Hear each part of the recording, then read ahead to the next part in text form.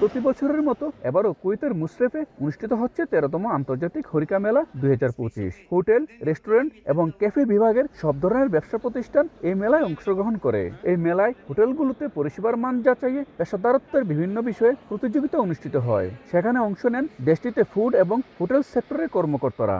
যেখানে কম্পিটিশনে যারা অ্যাটেন্ড করে তারা যদি কেউ উইন হয় তাহলে এরা সার্টিফিকেট পায়, গোল্ড মেডেল পায়, কেউ সিলভার মেডেল পায়, আবার কেউ ব্রোঞ্জ মেডেল পায়। এটার জন্য ফিউচারে ভালো রেস্টুরেন্টে বা ভালো হোটেলে এর জন্য অফার আসে।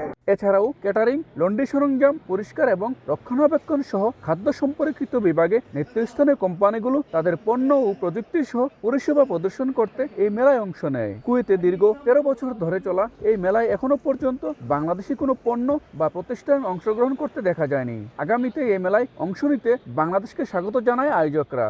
Orica, which is the biggest exhibition in the region. We are here this year, 2025 in Kuwait. For the coming years, it will be better and better with as well the participation of Bangladesh. পর্যটন খাতের প্রচারণা ও প্রসার ঘটাতে কুয়েতে প্রতি বছর আয়োজন করা হয় আন্তর্জাতিক হরিকা মেলার। 1994 সালে প্রথম লেবাননে এই মেলা আয়োজিত হয়। পরবর্তীতে জর্দান, সৌদি আরব ও কুয়েতেও জনপ্রিয় হয়ে ওঠে এই আয়োজন।